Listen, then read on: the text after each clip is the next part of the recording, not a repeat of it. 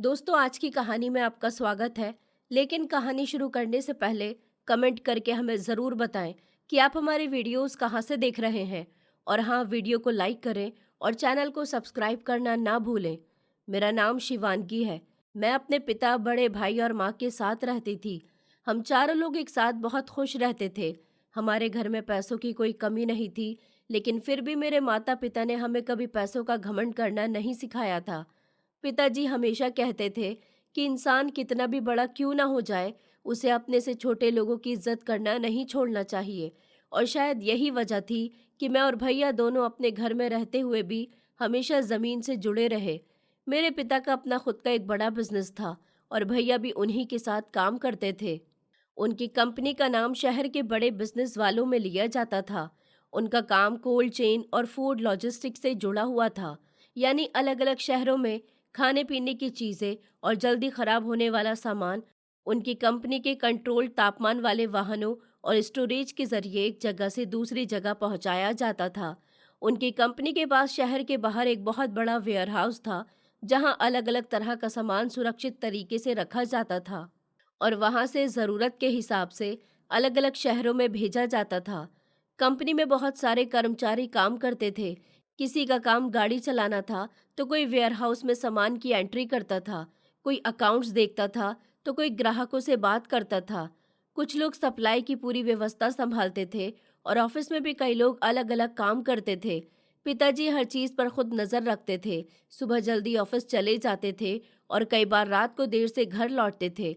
लेकिन चाहे काम कितना भी ज़्यादा हो, वो घर आकर हम सब के साथ खाना ज़रूर खाते थे। उनके लिए परिवार सबसे ज़्यादा ज़रूरी था। पिताजी अक्सर कहते थे कि बिज़नेस कितना भी बड़ा हो जाए, लेकिन अगर घर के लोगों के लिए समय ही नहीं बचा, तो उस सफलता का कोई मतलब नहीं है।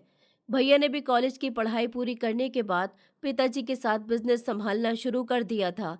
शुरू में उसे कंपनी के बारे में ज़्यादा जानकारी नहीं थी, लेकिन पिताजी उसे धीरे धीरे हर काम समझाते गए। वो कभी उसे वेयरहाउस लेकर जाते, कभी ऑफिस में बैठाकर कर्मचारियों से मिलवाते और कभी बड़े ग्राहकों के साथ होने वाली मीटिंग में अपने साथ रखते थे। भैया भी काम सीखने में बहुत दिल लगाता था और कुछ ही सालों में वो पिताजी का सबसे भरोसेमंद इंसान बन गया था। पिताजी उस पर बहुत भरोसा करते थे और कई ज़रूरी काम उसके ज़िम्मे छोड़ देते थे। घर में भी दोनों के बीच बहुत अच्छी बनती थी। मैं जब भी पढ़ाई करके थक जाती थी, तो भैया मेरे कमरे में आकर कहता कि चल थोड़ा ब्रेक ले ले, और मैं उसे कहती कि पहले मुझे ये चैप्टर ख़त्म करने दो, फिर बात करती हूँ। तो वो हंसकर कहता कि तू पढ़ाई में इतनी खो जाती है कि एक दिन किताब लेकर ही ऑफिस पहुँच जाएगी। माँ हम दोनों की बातें सुनकर हंसती रहती थी और पिताजी भी हमें देखकर खुश हो जाते थे। हमारा घर बहुत बड़ा था, लेकिन घर का माहौल हमेशा सुकून वाला रहता था। सुबह माँ की आवाज़ से मेरी नींद खुलती थी और फिर मैं जल्दी से तैयार होकर पढ़ाई करने बैठ जाती थी, क्योंकि मेरा बचपन से ही एक सपना था। मैं एक सॉफ्टवेयर इंजीनियर बनना चाहती थी। मुझे शुरू से ही कंप्यूटर और टेक्नोलॉजी में बहुत ज़्यादा दिलचस्पी थी। जब बाकी बच्चे खेल रहे होते थे, तब भी कई बार मैं कंप्यूटर के सामने बैठकर नई नई चीज़ें सीखने की कोशिश करती रहती थी। मुझे ये जानना अच्छा लगता था कि कंप्यूटर के अंदर चीज़ें कैसे काम करती हैं, और एक छोटी सी कोड की लाइन लिखने के बाद स्क्रीन पर कुछ बदलता हुआ देखना मुझे बहुत अच्छा लगता था। धीरे धीरे मेरी रुचि इतनी बढ़ गई कि मैंने तय कर लिया कि आगे जाकर मैं एक सॉफ्टवेयर इंजीनियर ही बनूंगी। मैं पढ़ाई में भी काफ़ी अच्छी थी और जो चीज़ मुझे समझ में नहीं आती थी उसे छोड़ती नहीं थी। मैं उसे बार बार पढ़ती थी, वीडियोस देखती थी, नोट्स बनाती थी और जब तक बात पूरी तरह समझ में नहीं आ जाती, तब तक कोशिश करती रहती थी। माँ कई बार कहती थी कि बेटा थोड़ा आराम भी कर लिया कर, लेकिन मैं कहती थी कि माँ अब ये टॉपिक पूरा कर लूँ, फिर आराम करूँगी। मेरे माता पिता मेरी मेहनत देखकर बहुत खुश होते थे। पिताजी को हमेशा मुझ पर भरोसा था। वो कहते थे कि शिवानगी, तू जो सपना देखती है उसे पूरा करने के लिए मेहनत करती रहना, एक दिन ज़रूर सफल होगी। उनकी ये बात मेरे लिए बहुत मायने रखती थी। मैं चाहती थी कि एक दिन जब मैं अपनी पढ़ाई पूरी करूं और अपने पैरों पर खड़ी हो जाऊं, तो पिताजी को अपने ऊपर गर्व महसूस हो। मैं चाहती थी कि मेरी पहली कमाई से उनके लिए कुछ ऐसा खरीदूं जिसे देखकर उन्हें लगे कि उनकी बेटी सच में बड़ी हो गई है। मैं रोज़ अपना टाइम टेबल बनाकर चलती थी। सुबह कॉलेज की पढ़ाई, फिर घर आकर थोड़ा आराम और उसके बाद कई घंटे कंप्यूटर और अपने प्रोजेक्ट्स पर काम करती थी। कभी कभी रात बहुत हो जाती थी, लेकिन मेरा मन नहीं करता था कि मैं अपना काम बीच में ही छोड़ दूं। मेरी क्लास में भी सभी जानते थे कि मुझे टेक्नोलॉजी में बहुत दिलचस्पी है, और जब भी कोई मुश्किल सवाल आता था तो कई बार मेरे दोस्त मुझसे मदद लेने आ जाते थे। मुझे उनकी मदद करना अच्छा लगता था, क्योंकि इससे मेरा खुद का कॉन्सेप्ट भी और मजबूत होता था। मेरे नंबर भी हमेशा अच्छे ही आते थे, और टीचर्स भी मेरी मेहनत की तारीफ करते थे। घर में मेरी पढ़ाई को लेकर किसी तरह की रोक टोक नहीं थी। माँ हमेशा कहती थी कि बेटा, जितना पढ़ना है पढ़ो, हम तुम्हारे साथ हैं। पिताजी भी मेरे लिए ज़रूरत की हर चीज़ ला देते थे, और कभी ये नहीं कहते थे कि इतना खर्च क्यों कर रही हो, बल्कि वो कहते थे कि पढ़ाई पर खर्च किया हुआ पैसा कभी बेकार नहीं जाता। भैया भी मुझे चिढ़ाता रहता था और कहता था कि जब तू बड़ी सॉफ्टवेयर इंजीनियर बन जाएगी तब मुझे अपनी कंपनी में नौकरी देना। मैं कहती थी कि पहले तुम अपनी कंपनी संभालो, मेरी कंपनी में तुम्हारी ज़रूरत नहीं पड़ेगी, और हम दोनों हंसने लगते थे। उन दिनों ज़िंदगी बहुत अच्छी चल रही थी। मुझे लगता था कि मेरे पास दुनिया की सारी खुशियां हैं। मेरे माता पिता मेरे साथ थे, मेरा भाई मेरा दोस्त था, मेरी पढ़ाई अच्छी चल रही थी, और मुझे अपने भविष्य को लेकर कोई डर नहीं था। लेकिन शायद ज़िंदगी में आने वाले बदलाव किसी को पहले से दिखाई नहीं देते। हमारे घर में सब कुछ ऊपर से बिल्कुल सामान्य था, लेकिन पिछले कुछ समय से मैंने पिताजी के व्यवहार में एक छोटी सी चीज़ नोटिस करनी शुरू कर दी थी। वो पहले की तरह घर में खुलकर बात नहीं करते थे। ऑफिस से लौटने के बाद भी कई बार चुप रहते थे, और अगर उनका फ़ोन बजता तो वो कभी कभी कमरे से बाहर जाकर बात करते थे। पहले मुझे लगता था कि बिजनेस का कोई काम होगा, इसलिए मैं ज़्यादा ध्यान नहीं देती थी। लेकिन एक दिन मैंने देखा कि पिताजी रात को काफ़ी देर तक अपने ऑफिस के कुछ कागज़ देख रहे थे, और उनके चेहरे पर चिंता साफ दिखाई दे रही थी। मैंने उनसे पूछा भी कि पापा सब ठीक तो है ना? तो उन्होंने तुरंत मुस्कुराकर कहा कि हाँ बेटा, सब ठीक है, बस बिजनेस का थोड़ा काम है, तू अपनी पढ़ाई पर ध्यान दे और मेरी चिंता मत कर। मैंने उनकी बात मान ली, लेकिन उस दिन पहली बार मेरे मन में एक छोटा सा सवाल आया कि आखिर ऐसा क्या काम है जिसकी वजह से पिताजी इतने परेशान हैं। मैं ज़्यादा कुछ सोचती उससे पहले ही उन्होंने सारे कागज समेट कर रख दिए, और मेरे सर पर हाथ रखते हुए कहा कि तू बस अपने सपने पर ध्यान दे शिवानगी। मैं चाहता हूँ कि तू अपने पैरों पर खड़ी हो, और ज़िंदगी में किसी के सामने हाथ फैलाने की ज़रूरत न पड़े। उनकी बात सुनकर मैं मुस्कुरा दी, और मुझे बिल्कुल भी अंदाज़ा नहीं था कि मेरे पिता के इस बड़े और सफल दिखने वाले बिजनेस के पीछे कुछ ऐसी बातें भी छिपी हुई थी जिनके बारे में मुझे कुछ भी पता नहीं था। और आने वाले दिनों में वही बातें मेरे पूरे परिवार की ज़िंदगी को हमेशा के लिए बदलने वाली थी, और मैं हमेशा की तरह रोज़ सुबह कॉलेज जाने के लिए तैयार हो रही थी। मेरी ज़िंदगी बिल्कुल अपने रोज़ के तरीके से चल रही थी। सुबह उठकर जल्दी से तैयार होना, फिर माँ के साथ नाश्ता करना, और उसके बाद कॉलेज के लिए निकल जाना। मेरे लिए ये सब इतना रोज़ का हिस्सा बन चुका था कि मुझे कभी लगा ही नहीं था कि एक दिन छोटी सी बात मेरी ज़िंदगी में किसी नए इंसान को लेकर आएगी। उस दिन भी मैं अपना बैग लेकर नीचे आई तो देखा कि घर के बाहर हमारी गाड़ी खड़ी थी, लेकिन हमारे पुराने ड्राइवर काका वहाँ नहीं थे। मैंने इधर उधर देखा, और फिर पिताजी से पूछा कि पापा, आज काका कहाँ है? मुझे कॉलेज जाना है। मैं कैसे जाऊंगी? पिताजी ने मेरी तरफ देखकर कहा, बेटा तुम चिंता मत करो, उसकी आज तबीयत ठीक नहीं है, इसलिए वो छुट्टी पर है, लेकिन तुम्हें कॉलेज जाने में कोई परेशानी नहीं होगी। मैंने पूछा, तो फिर मुझे कौन छोड़ने जाएगा? पिताजी ने कहा, एक नया लड़का आने वाला है, उसका नाम विहान है, ड्राइवर काका का दूर का रिश्तेदार है, उसने ही उसे भेजा है, और उसने बताया है कि वो गाड़ी बहुत अच्छे से चलाता है, इसलिए अब कुछ दिनों तक वही तुम्हें कॉलेज छोड़ने जाएगा और कॉलेज से लेने भी आएगा। मैंने कहा, ठीक है पापा, लेकिन मुझे थोड़ी हैरानी हुई, क्योंकि हमारे घर में ड्राइवर का काम हमेशा काका ही करते आए थे, और मैं उन्हें बचपन से जानती थी, इसलिए किसी नए इंसान के साथ जाने का मुझे थोड़ा अजीब लग रहा था। पिताजी ने कहा कि बेटा, घबराने वाली कोई बात नहीं है, काका ने उसे भेजा है और वो भरोसे का लड़का है, तुम आराम से कॉलेज जाओ। तभी हम दोनों बात कर ही रहे थे कि अचानक घर के गेट पर दस्तक हुई। नौकर ने जाकर गेट खोला तो सामने एक लड़का खड़ा था। उसके हाथ में एक छोटा सा बैग था, और वो बहुत शांत तरीके से खड़ा था। नौकर ने उससे पूछा कि किससे मिलना है, तो उसने कहा कि मुझे साहब से मिलना है, मेरा नाम विहान है, मुझे काका ने भेजा है। नौकर ने पिताजी को जाकर बताया कि कोई विहान नाम का लड़का आया है और काका का नाम ले रहा है। पिताजी ने जैसे ही नाम सुना वो समझ गए कि यही वही लड़का है जिसके बारे में वो अभी मुझे बता रहे थे। उन्होंने उसे अंदर बुलाया तो विहान अंदर आया। उसने पिताजी को नमस्ते करके कहा कि मेरा नाम विहान है, मुझे काका ने यहाँ भेजा है। उन्होंने बताया कि उनकी तबीयत ठीक नहीं है, इसलिए कुछ दिनों तक मैं आपकी बेटी को कॉलेज लेकर जाऊंगा और वापस भी लेकर आऊंगा। पिताजी ने उससे कुछ देर तक बात की, उससे उसके घर परिवार के बारे में पूछा और फिर गाड़ी चलाने के बारे में भी कुछ सवाल जवाब किए। विहान ने बहुत शांति से हर सवाल का जवाब दिया। पिताजी ने उससे कहा कि देखो, मेरी बेटी रोज कॉलेज जाती है, उसकी सुरक्षा की जिम्मेदारी तुम्हारी होगी।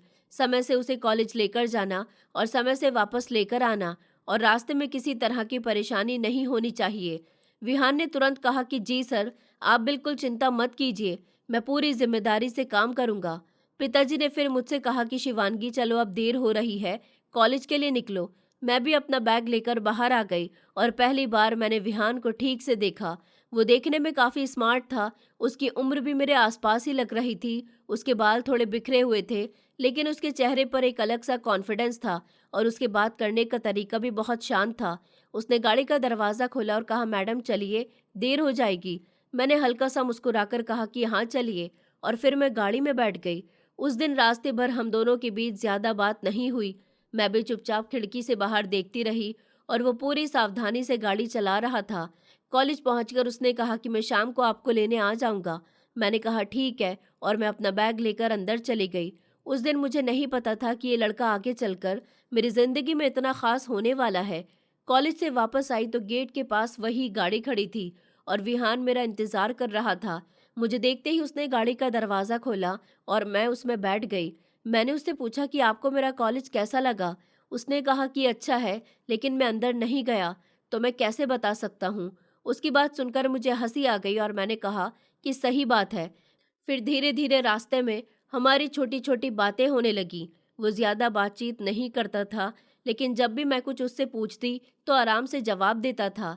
अगले दिन भी वही मुझे कॉलेज छोड़ने आया और फिर लेने भी आया। अब ये रोज़ का सिलसिला बन गया था। मैं सुबह गाड़ी में बैठती तो वो मुझे कॉलेज छोड़ता और शाम को समय से पहले कॉलेज के बाहर आकर मेरा इंतज़ार करता। कुछ ही दिनों में मुझे उसकी आदत सी होने लगी थी। मुझे पता था कि वो सिर्फ मेरे घर में ड्राइवर के काम के लिए आया है, इसलिए मैं भी उससे ज़्यादा कुछ नहीं सोचती थी। लेकिन उसके साथ सफ़र करते हुए मुझे अच्छा लगता था। वो रास्ते में कभी तेज़ गाड़ी नहीं चलाता था, और अगर मैं कहती कि आज मुझे जल्दी पहुंचना है तो भी कहता था कि जल्दी पहुंचेंगे, लेकिन सुरक्षित तरीके से। धीरे धीरे मुझे उसके बारे में छोटी छोटी बातें पता चलने लगी। उसने बताया कि उसके पिता अब ज़्यादा काम नहीं कर पाते और घर की जिम्मेदारियों में उसका भी हाथ रहता है, इसलिए वो नौकरी की तलाश में था। तो काका ने पिताजी के बारे में बताया तो उसने यहाँ काम करना शुरू कर दिया। मैं उसकी बातें सुनती और मन ही मन सोचती कि ये लड़का जितना शांत दिखता है, शायद उतना ही जिम्मेदार भी है। लेकिन एक बात मुझे समझ नहीं आती थी कि भैया उसके साथ कभी ठीक से बात क्यों नहीं करते थे। जब भी विहान घर के बाहर होता और भैया वहां से गुजरते तो वो उसे देखकर बस एक नज़र डालते और आगे बढ़ जाते थे। कभी कभी तो भैया उसे सीधे अपने साथ ऑफिस ले जाते थे। मैंने एक दिन विहान से पूछा कि भैया तुम्हें ऑफिस क्यों बुलाते हैं, तो उसने कहा कि मुझे नहीं पता मैडम, शायद कोई काम होता होगा। मैंने कहा लेकिन तुम्हारा काम तो मुझे कॉलेज छोड़ना और लाना है ना। उसने मुस्कुराकर कहा कि जी, लेकिन अगर साहब कुछ काम कहे तो करना पड़ता है। मैंने ज़्यादा सवाल नहीं किया, लेकिन मुझे ये थोड़ा अजीब लगा, क्योंकि कई बार शाम को भैया खुद उसे फ़ोन करके बुला लेते थे और विहान को मेरे कॉलेज से लौटने के बाद सीधे ऑफिस जाना पड़ता था। कभी भैया उसे ऑफिस की गाड़ी की देखभाल करने को कहते, तो कभी किसी जगह सामान पहुंचाने के लिए भेज देते थे। मैं जब भी ये देखती तो मुझे लगता कि शायद भैया उसे परख रहे हैं, क्योंकि पिताजी ने भी उसे नया रखा था। लेकिन एक दिन मैंने देखा कि विहान ऑफिस से वापस आया तो उसके चेहरे पर परेशानी थी। मैंने उसे पूछा क्या हुआ। उसने कहा कि कुछ नहीं मैडम, बस थोड़ा थक गया हूँ। मैंने कहा अगर भैया ने बहुत काम करवाया है तो आप उन्हें बता सकते हो। उसने मेरी तरफ देखा और बोला नहीं मैडम, कोई बात नहीं है, मैं नया हूँ, इसलिए मुझे सबका भरोसा जीतना है। उसकी बात सुनकर मुझे अच्छा लगा, क्योंकि उसने भैया के बारे में कोई शिकायत नहीं की, लेकिन उसके चेहरे से लग रहा था कि बात सिर्फ थकान की नहीं थी। फिर भी मैंने उस समय ज़्यादा कुछ नहीं पूछा, क्योंकि मुझे लगा कि शायद ऑफिस के काम की वजह से ऐसा हो रहा होगा। दिन बीतते गए और विहान का मेरे साथ आना जाना रोज़ का हिस्सा बन गया। अब हम रास्ते में पढ़ाई की बातें करते थे, कभी कॉलेज की बातें होती थी और कभी वो मुझसे पूछता था कि आगे क्या करना चाहती हूँ। मैंने उसे बताया कि मैं एक सॉफ्टवेयर इंजीनियर बनना चाहती हूँ। तो उसने कहा कि ये तो बहुत अच्छी बात है, आप ज़रूर बनेंगी। मैंने कहा, आपको इतना भरोसा कैसे है? उसने कहा, क्योंकि जो इंसान अपने सपने के लिए रोज़ मेहनत करता है, वो हारता नहीं है। उसकी बात सुनकर मैं मुस्कुरा दी और उस दिन पहली बार मुझे लगा कि विहान सिर्फ एक ड्राइवर नहीं है, बल्कि उसकी सोच भी काफ़ी अच्छी है। धीरे धीरे हमारी बातचीत बढ़ने लगी थी, लेकिन हमारे बीच अभी भी एक सीमा थी जिसे मैं समझती थी और वो भी समझता था। हम दोनों अपनी अपनी जगह जानते थे। फिर भी जब भी मैं सुबह गाड़ी में बैठती तो मुझे अच्छा लगता था, क्योंकि दिन की शुरुआत किसी शांत इंसान के साथ होती थी। लेकिन इसी बीच एक चीज़ ऐसी थी जो मुझे लगातार परेशान कर रही थी, और वो था भैया का विहान के साथ अजीब व्यवहार। मैं जब भी भैया से पूछती कि आप विहान को इतनी बार ऑफिस क्यों बुलाते हो, तो वो हमेशा बात बदल देते और कहते कि काम है इसलिए बुलाता हूँ, तो इन सब चीज़ों के बारे में ज़्यादा मत सोच।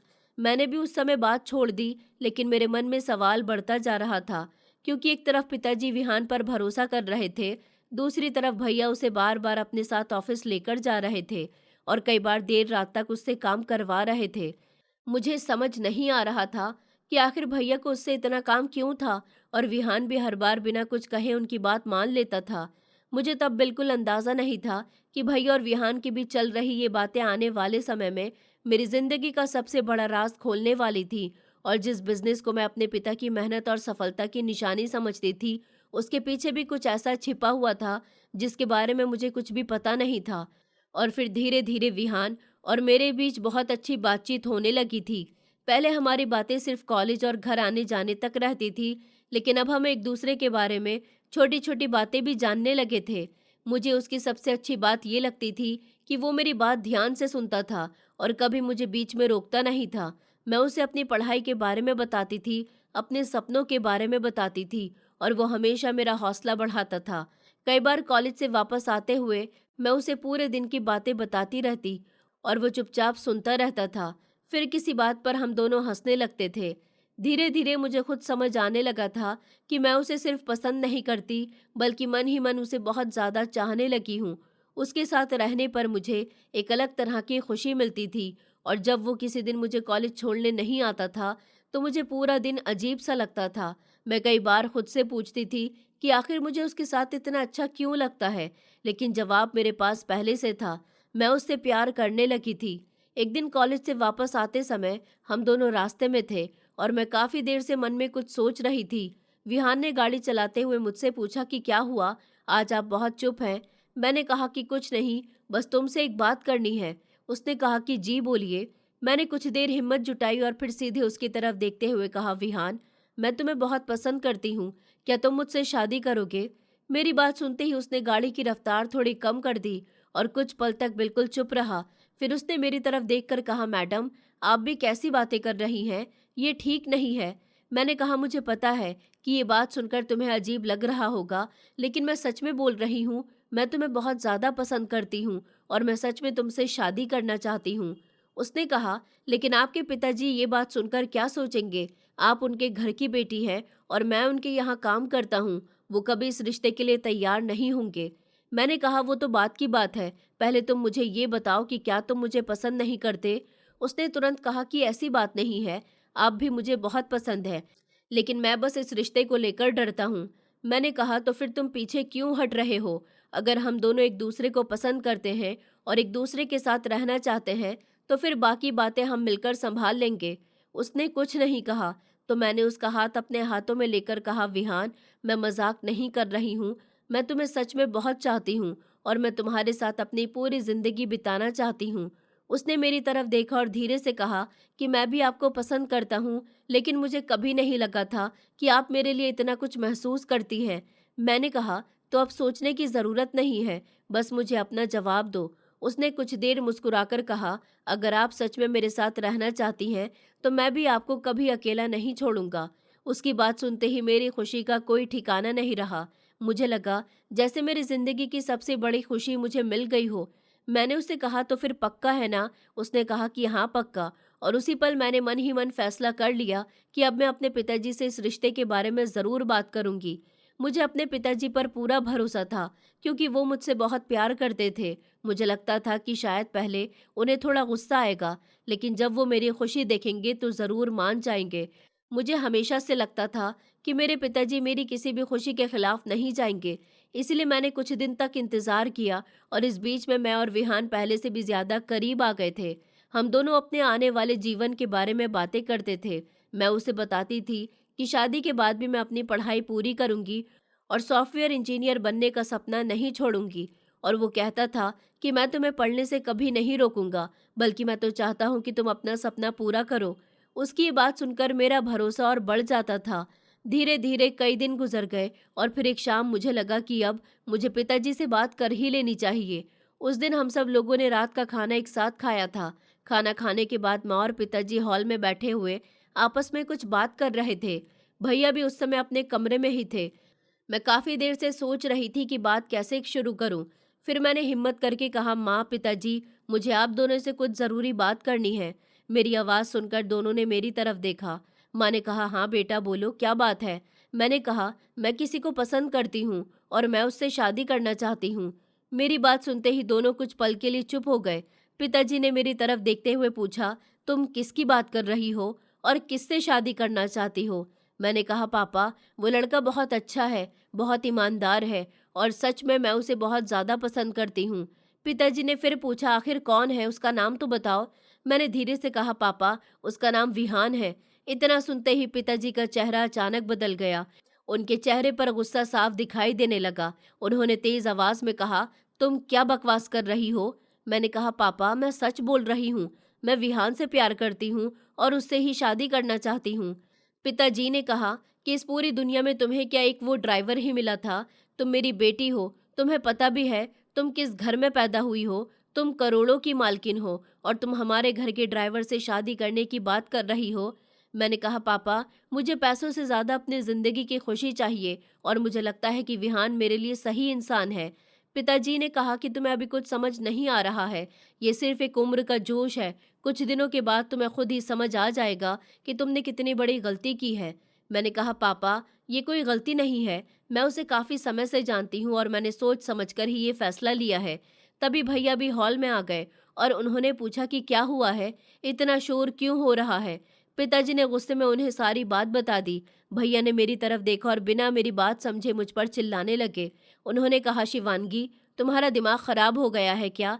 मैंने कहा, राघव भैया, मैं माँ पिताजी से बात कर रही हूँ, आप बीच में मत बोलिए, मेरी बात पूरी होने दीजिए। लेकिन भैया और ज़्यादा गुस्सा हो गए और उन्होंने गुस्से में मेरे चेहरे पर एक थप्पड़ मार दिया। मैं कुछ पल के लिए बिल्कुल शांत रह गई। मुझे यकीन ही नहीं हुआ कि जिस भाई ने बचपन से मुझे हमेशा संभाला था, आज उसी ने मेरे ऊपर हाथ उठा दिया।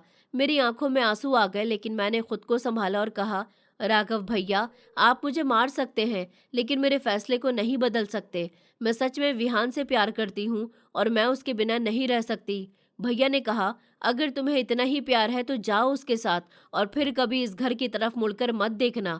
पिताजी ने भी गुस्से में कहा, अगर तुम्हें उसके साथ ही रहना है तो आज के बाद तुम हमारे लिए कुछ नहीं हो। तुम्हें इस घर से सारे रिश्ते नाते खत्म करने होंगे और याद रखना, इस घर की दौलत में तुम्हारा कोई हिस्सा नहीं होगा। मैंने पिताजी की तरफ देखा और कहा कि मुझे आपकी दौलत नहीं चाहिए पापा, मुझे बस आपका आशीर्वाद चाहिए था।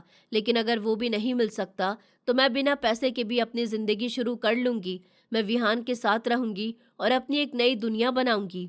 माँ अब तक चुप बैठी थी, उनकी आंखों में भी आंसू थे, लेकिन वो पिताजी के सामने कुछ बोल नहीं पा रही थी। मैं उनके पास गई और उनका हाथ पकड़कर कहा, माँ, आप परेशान मत होना, मैं ठीक रहूँगी। माँ ने मुझे गले लगा लिया और रोते हुए कहा, बेटा, मुझे माफ़ कर देना, मैं तुम्हारे लिए कुछ नहीं कर पा रही हूँ। मैंने कहा, माँ, इसमें आपकी कोई गलती नहीं है, बस आप अपना ध्यान रखना। इसके बाद मैंने अपने कमरे में जाकर कुछ कपड़े और अपनी ज़रूरत की थोड़ी सी चीज़ें एक बैग में रखी। मैंने अपनी किताबें भी साथ रखने की सोची, क्योंकि मैं अपनी पढ़ाई किसी भी हालत में नहीं छोड़ना चाहती थी। जब मैं नीचे आई तो पूरे घर में एक अजीब सी खामोशी थी। मैंने एक बार अपने घर को देखा, वही घर जहाँ मैंने अपना बचपन बिताया था, वही दीवारें, वही कमरे, वही लोग। लेकिन आज सब कुछ कितना बदल गया था। मैं चाहती थी कि पिताजी मुझे रोक लें, लेकिन उन्होंने मेरी तरफ देखा तक नहीं। भैया भी दूसरी तरफ खड़े थे और उनकी आंखों में मेरे लिए सिर्फ गुस्सा था। मैंने आखिरी बार माँ की तरफ देखा और फिर घर से बाहर निकल गई। मेरे कदम भारी थे, लेकिन मैंने पीछे मुड़कर नहीं देखा, क्योंकि मुझे डर था कि अगर मैंने एक बार पीछे देखा तो शायद मैं अपना फैसला बदल दूंगी। बाहर विहान मेरा इंतजार कर रहा था। उसने मुझे देखा तो तुरंत मेरे पास आया और मेरा बैग अपने हाथ में ले लिया। उसने पूछा, सब ठीक है? मैंने बस इतना कहा कि अब मैं तुम्हारे साथ हूँ और मुझे किसी चीज़ की ज़रूरत नहीं है। उसने मेरी आंखों में आंसू देखे तो कुछ नहीं पूछा, बस मेरे साथ चल पड़ा। विहान मुझे शहर की एक छोटी सी बस्ती में लेकर गया, जहाँ एक छोटा सा घर था। घर बहुत बड़ा नहीं था, लेकिन साफ सुथरा था। उसने दरवाज़ा खोला और कहा कि यह हमारा घर है। मैं कुछ पल तक उस छोटे से घर को देखती रही। मेरे मन में एक तरफ अपने पुराने घर की यादें थी और दूसरी तरफ एक नई जिंदगी मेरे सामने खड़ी थी। विहान ने मेरे लिए पानी लाकर दिया और कहा कि तुम थक गई होगी, थोड़ा आराम कर लो। मैंने कहा कि तुम मेरे साथ इतना अच्छा व्यवहार क्यों कर रहे हो? मैं भी तो अब तुम्हारी तरह एक सामान्य लड़की हूँ। उसने मुस्कुराकर कहा कि मेरे लिए तुम हमेशा खास रहोगी। मैंने उसकी तरफ देखा और मन ही मन सोचा कि शायद अब मुझे इसी तरह की जिंदगी जीनी होगी, जहाँ न बड़ा सा घर होगा, न बहुत पैसा होगा और ना ही वो सारी सुख सुविधाएं जिनकी मुझे बचपन से आदत थी।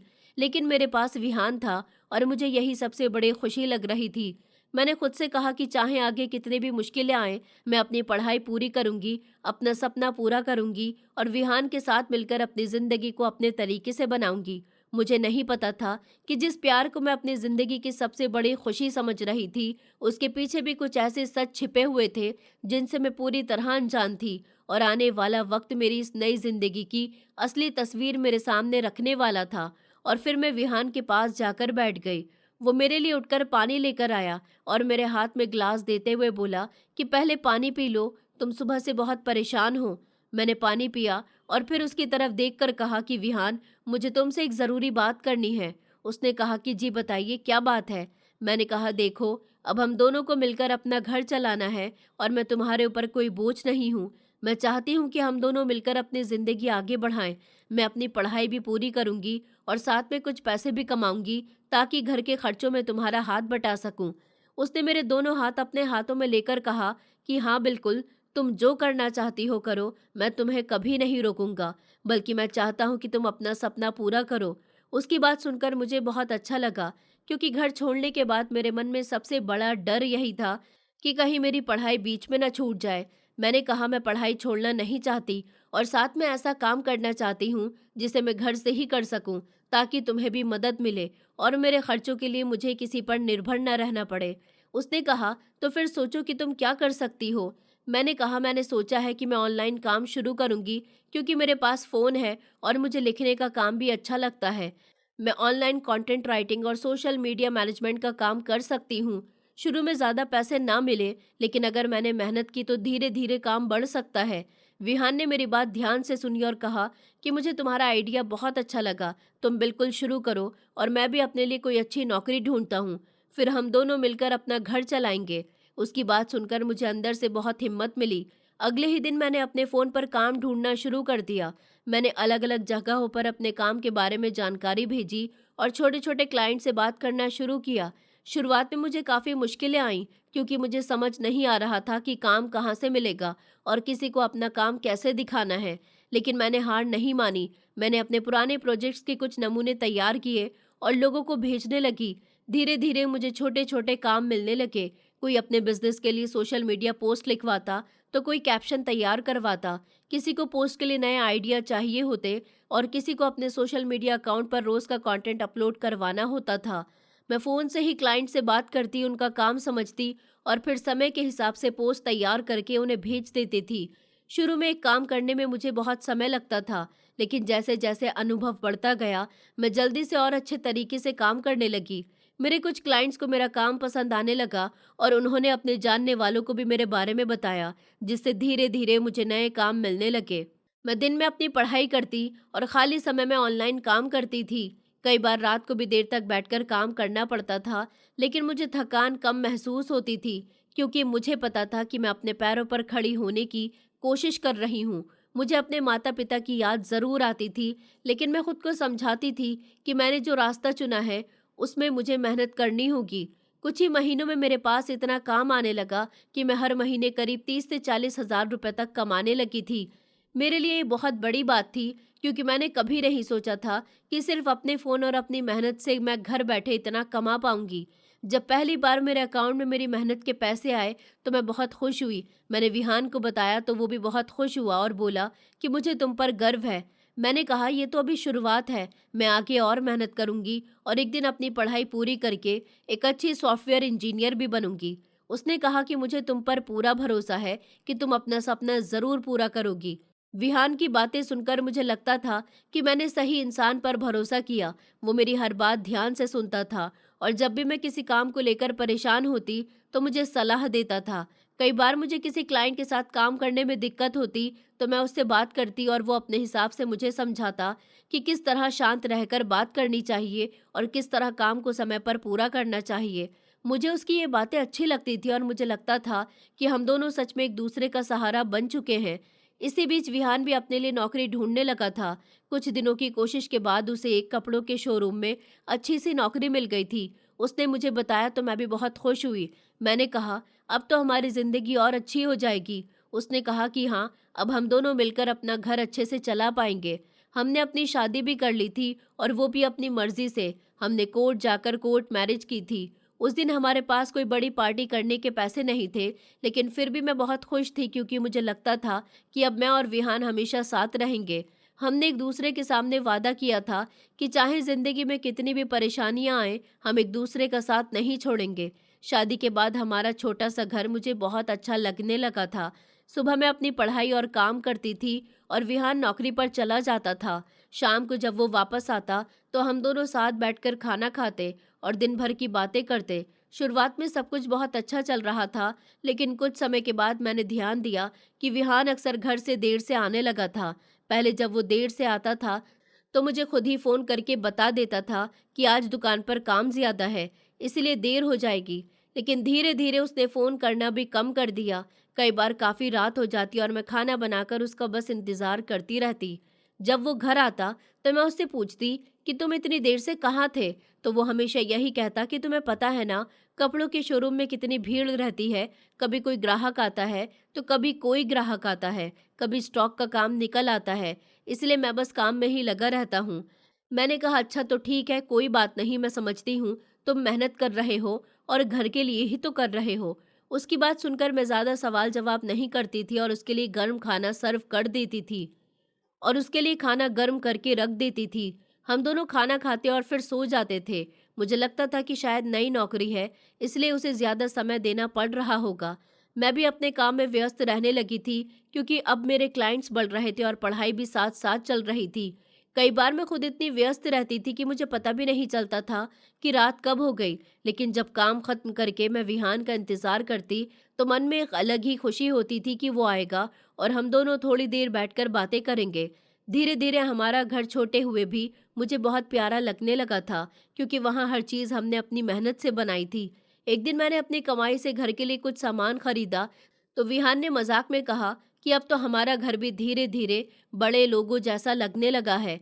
मैंने हंसकर कहा, अभी तो बहुत कुछ करना बाकी है। मैं चाहती हूँ कि एक दिन हमारा अपना बड़ा सा घर हो और उसमें माँ पिताजी भी आए, तब शायद पिताजी मुझसे नाराज न रहें। विहान ने मेरी तरफ देखा लेकिन उस समय उसने कुछ नहीं कहा। मैंने भी उसकी चुप्पी पर ज्यादा ध्यान नहीं दिया क्योंकि मेरे मन में अभी भी अपने परिवार की यादें थीं। मैं चाहती थी कि किसी दिन मेरे माता पिता मुझे माफ कर दें और मैं उन्हें बता सकूं कि मैंने जिंदगी में जो फैसला किया था वो सिर्फ किसी जिद की वजह से नहीं लिया था, बल्कि मैं सच में खुश रहना चाहती थी। मुझे नहीं पता था कि मेरी जिंदगी में आगे क्या होने वाला है और विहान के देर से घर आने की छोटी सी बात धीरे धीरे मेरे लिए एक ऐसे सवाल में बदलने वाली थी जिसका जवाब शायद मेरी पूरी जिंदगी बदलने वाला था। लेकिन उस समय मैं इन सब बातों से अनजान थी। मेरे लिए विहान अभी भी वही इंसान था जिसके लिए मैंने अपना घर छोड़ा था और जिसके साथ एक नई जिंदगी शुरू करने का फैसला किया था। इसलिए मैं उसकी हर बात पर भरोसा करती रही और हम दोनों बाहर से देखने पर एक छोटे से घर में खुशहाल पति पत्नी की तरह अपनी जिंदगी जी रहे थे। और फिर हमेशा की तरह ऐसे ही रोज की तरह हमारी जिंदगी चल रही थी। बाहर से सब कुछ बिल्कुल सामान्य लगता था। मैं अपनी पढ़ाई और ऑनलाइन काम में लगी रहती थी और विहान रोज सुबह शोरूम जाने के लिए निकल जाता था, फिर शाम को वापस आता और हम दोनों साथ बैठकर खाना खाते थे। धीरे धीरे हमारी छोटी सी जिंदगी भी मुझे बहुत प्यारी लगने लगी थी। लेकिन उस दिन सुबह से ही मुझे विहान कुछ परेशान सा लग रहा था। वो बार बार अपने फ़ोन को देख रहा था और जैसे किसी बात को लेकर सोच में डूबा हुआ था। मैंने उससे पूछा कि क्या हुआ, कोई बात है क्या, तुम इतने परेशान क्यों लग रहे हो? उसने मेरी तरफ देखा और हल्की सी मुस्कान देकर कहा कि नहीं, कोई बात नहीं है, तुम परेशान मत हो। मैंने कहा, लेकिन तुम्हारे चेहरे से लग रहा है कि कुछ तो हुआ है। उसने कहा कि सच में कुछ नहीं हुआ, बस आज काम थोड़ा ज़्यादा है। चलो ठीक है, मैं शोरूम जा रहा हूँ, तुम अपना खाना समय से खा लेना और हो सकता है मुझे रात में आते आते देर हो जाए। मैंने कहा ठीक है, लेकिन अगर देर हो तो मुझे फ़ोन ज़रूर कर देना। उसने मेरी तरफ देखा और कहा कि हाँ, ज़रूर करूँगा। फिर उसने अपना बैग उठाया और घर से निकल गया। मैं दरवाजे तक उसे छोड़ने आई और जब तक वो गली से बाहर नहीं निकल गया, तब तक मैं वहीं खड़ी रही। उसके जाने के बाद मैं वापस कमरे में आई और अपने काम में लग गई। उस दिन मेरे पास भी काफ़ी काम था, इसलिए मैं सुबह से अपने फ़ोन पर और लैपटॉप में लगी रही। एक क्लाइंट का काम पूरा करना था, फिर दूसरे क्लाइंट के लिए पोस्ट तैयार करनी थी और साथ ही अपनी पढ़ाई भी करनी थी। इसलिए मेरा ध्यान कुछ समय तक विहान की तरफ नहीं गया। लेकिन जैसे जैसे शाम होने लगी, मुझे उसका ख्याल आने लगा। मैंने सोचा, आज वो सुबह से ही परेशान था, शायद शोरूम में ज़्यादा काम होगा। मैंने उसके लिए खाना बनाया और फिर उसका इंतज़ार करने लगी। धीरे धीरे शाम बीत गई और रात हो गई, लेकिन विहान अभी तक घर वापस नहीं आया। मैंने सोचा शायद आज सच में काम ज़्यादा होगा, इसलिए देर हो रही होगी। मैंने उसे फ़ोन किया, लेकिन उसका फ़ोन भी अब बंद आ रहा था। पहले तो मैंने सोचा शायद फ़ोन की बैटरी ख़त्म हो गई होगी। मैंने थोड़ी देर के बाद फिर से फ़ोन किया, लेकिन इस बार भी फ़ोन बंद था। अब मेरे मन में हल्की सी चिंता होने लगी। मैंने खुद को समझाया कि बेवजह परेशान होने की ज़रूरत नहीं है। शायद शोरूम में काम ज़्यादा होगा या फ़ोन की बैटरी ख़त्म हो गई होगी। लेकिन रात बढ़ती गई और मेरी बेचैनी भी बढ़ती चली गई। मैं बार बार दरवाजे की तरफ देखती और सोचती कि अभी विहान आएगा, लेकिन काफ़ी देर तक दरवाज़ा नहीं खुला। मैंने खाना ढककर रख दिया और फिर सोफे पर बैठकर उसका इंतज़ार करने लगी। रात के करीब काफ़ी देर हो चुकी थी, लेकिन उसका कोई अता पता नहीं था। मैंने कई बार उसका नंबर मिलाया, लेकिन हर बार वही जवाब आता कि फ़ोन बंद है। अब मुझे सच में डर लगने लगा था। मेरे मन में तरह तरह के ख्याल आने लगे थे। मैं सोच रही थी कि कहीं कोई उसका एक्सीडेंट तो नहीं हो गया, कहीं उसके साथ कुछ गलत तो नहीं हुआ। वो आखिर इतनी देर तक कहाँ हो सकता है? मैं खुद को समझाती कि ऐसा कुछ नहीं हुआ होगा, लेकिन दिल किसी बात को मानने के लिए तैयार ही नहीं था।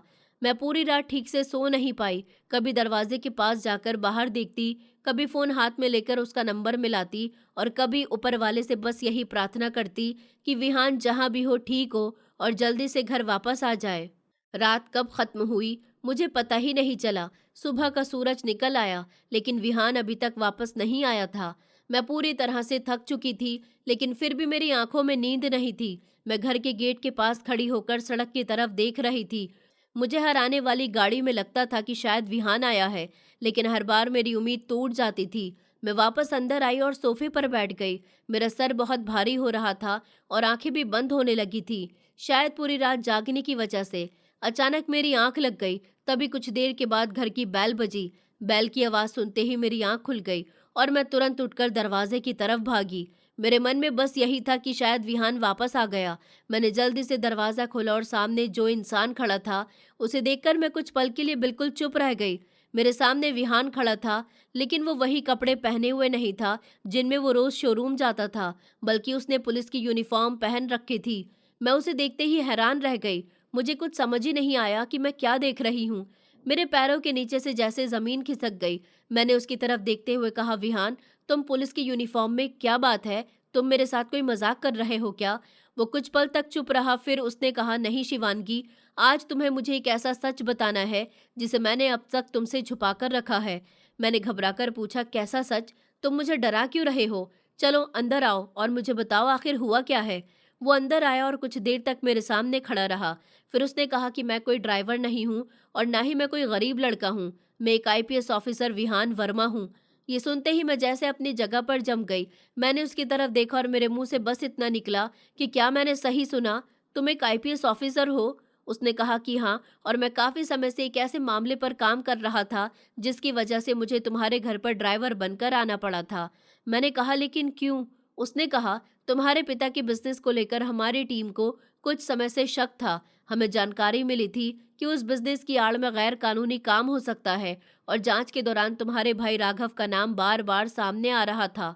हमारी टीम को शक था कि तुम्हारे भाई का कुछ ऐसे लोगों से संपर्क है जो गैर कानूनी कारोबार में शामिल थे, लेकिन हमारे पास पक्के सबूत नहीं थे। इसलिए मुझे तुम्हारे घर में रहकर अंदर की जानकारी समझने और सच तक पहुंचने का काम दिया गया था। मैंने हैरानी से पूछा, तो क्या तुम हमारे घर सिर्फ इसी वजह से आए थे? उसने कहा कि हाँ, शुरुआत में मैं सिर्फ अपने काम के लिए तुम्हारे घर आया था।